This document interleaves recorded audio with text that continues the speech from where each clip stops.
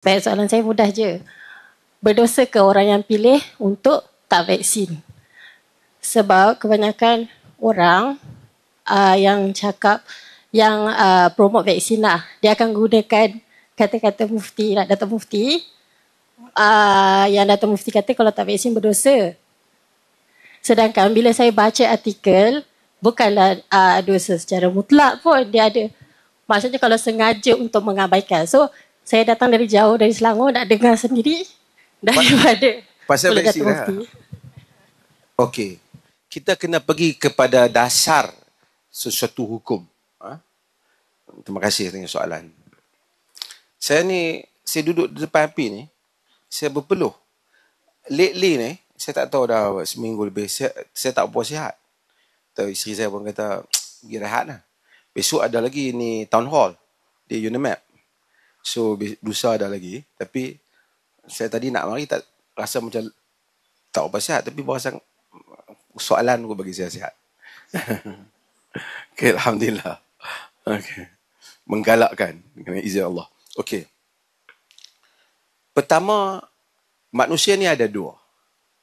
Satu, dia protection sebelum sesuatu berlaku. Satu lagi ialah cure. Dia ubatkan diri dia setelah sesuatu berlaku. Saya tunjuk contoh dulu. Kita ni demam, sakit kepala. Wajib kita berubat ataupun tak? Sila jawab. Jadi mufti sambilan. Cepat. Wajib kita berubat ataupun tak? Kalau sakit wajib. Artinya kalau tak pergi hospital berdosa? Tak makan ubat berdosa? Wajib ataupun tak? Wajib ataupun tak? Macam mana para mufti telah syak terhadap hukum yang pertama?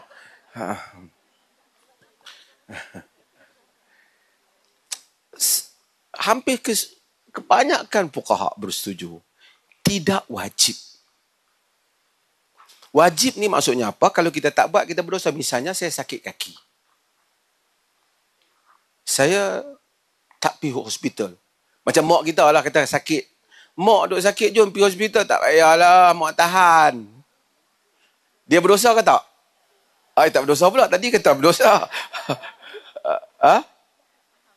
Dosa tak? Mengapa tidak berdosa? Okey. Sebab ada seorang imra'atun sauda. Dalam hadis yang diriwayatkan oleh Ibnu Abbas, yang diriwayatkan oleh Imam Al-Bukhari, di mana dia datang pada Rasulullah, dia memberitahu bahawasanya dia ni masru'. Dia ni macam terkena histeria. Jadi dia terkena histeria, dia kadang-kadang tersingkap lah aurat dia. Jadi, tak apa, dia terkena histeria yang penting. Nabi kata pada dia, in syi'ti sabarti walakil jannah. Wa in syi'ti ad'ullah an yashfiyaki. Jika engkau mau, engkau sabar, engkau masuk syurga. Ataupun jika kau mau, aku doa pada Allah, engkau sembuh. Dia kata, bal asbir, bahkan aku sabar. Maksudnya dia pilih sembuh atau tak? Dia tak pilih sembuh, sedangkan Nabi offer kata, in syi'ti da'utullah an yashfiyaki. Jika kau mau, aku doa pada Allah sembuhkan kau.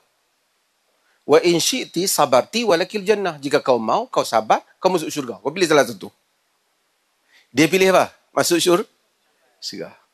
Pasal itu tawaran yang Nabi bagi kat dia. Bukan Nabi tak suka dia sembuh. Walakinni atakashaf, dia kata. Wa Rasulullah, tapi masalah aku ni, bila aku pensan, bila aku histeria tu, aurat aku tersingkap. Nabi kata, aku doa pada Allah agar kau tidak, doa pada Allah agar aurat tak tersingkap, dan Nabi doa supaya aurat dia tak tersingkap. Syekh Abdul Aziz Abdullah bin Baz, dia sebut, dia kata, tengok dia ni sampai dalam keadaan macam tu, wanita hitam, dalam keadaan tak sedar diri pun tak mau aurat tersingkap. Duka cita, kata Syekh Abdul Aziz, kalau orang yang duk sihat bagi aurat dia tersingkap. Faham tak maksud? Okey. Tapi hadis ni telah dijadikan satu dalil bahawasanya seseorang mempunyai pilihan apabila sakit nak berubat ataupun tidak. Okey. Melainkan jika dia tak berubat itu, dia memberikan beban kepada orang lain yang menyusahkan orang lain.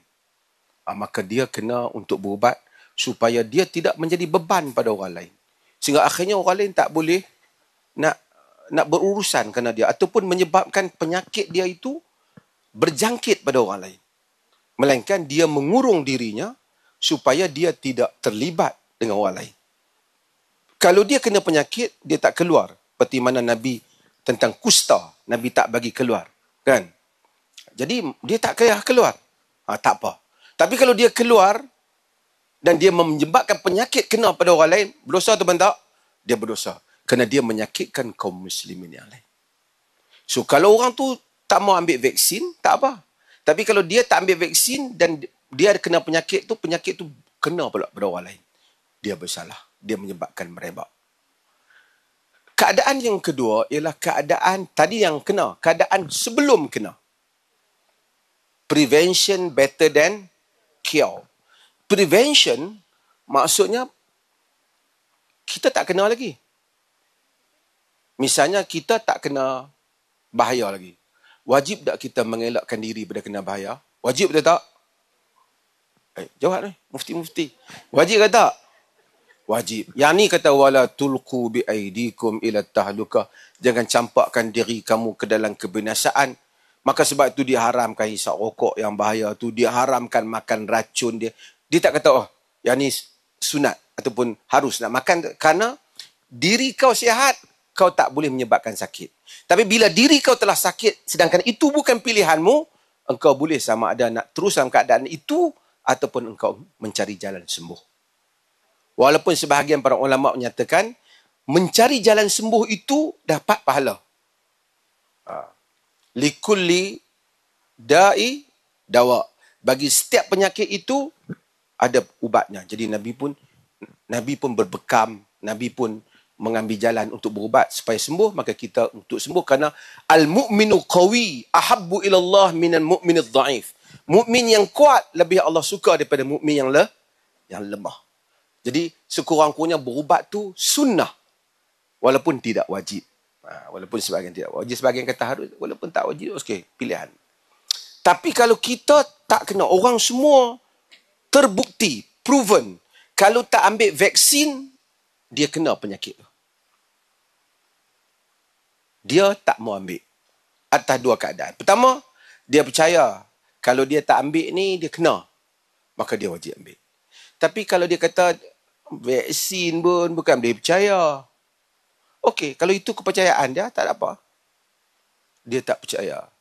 Tapi bila pemerintah perintahkan untuk satu orang tu ambil, di atas alasan pemerintah, bahawasanya kalau tak ambil ini, dia akan merebak.